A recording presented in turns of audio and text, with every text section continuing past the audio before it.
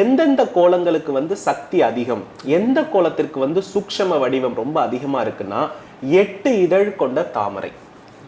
என்னை பொறுத்தளவுல தலைவாசல், பூஜை அறை இது ரெண்டிலையுமே யந்திர வடிவமாக கோலத்தை ரொம்ப தெளிவா போடணும். நிறைய பெண்களுக்கு கோலமே போட தெரியல.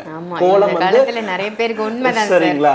கோலத்தை வந்து அலங்கோலமாக என்ன பண்றாங்கன்னா ஒரு அதாவது கோலம் என்பது என்னன்னா ஒரு பெண்ணினுடைய மனதினுடைய தெளிவு தான் கோலம்.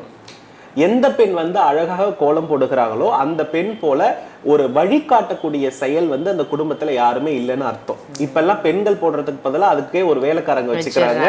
அதனால வந்து கட்டாயமா என்ன பண்றது இல்லைன்னா அந்த பெண்ணுக்கு இருக்கக்கூடிய தெளிவும் பொறுமையும் யாருக்கும் இருப்பதில்லை. ஆனா என்ன பொறுத்தளவுல உங்களுடைய வேலை பிஸில நீங்க எல்லாத்துக்குமே சர்வன் போட்டுக்கோங்க. ஆனா இந்த கோலம் போடுற விஷயத்தை மட்டும் ஒரு வீட்டுல வந்து பெண் அந்த வீட்டு தலைவி செய்யும் பொழுதுதான் அந்த வீட்டுக்கு வந்து சக்தி அதிகம் அப்படின்னு சொல்றேன்.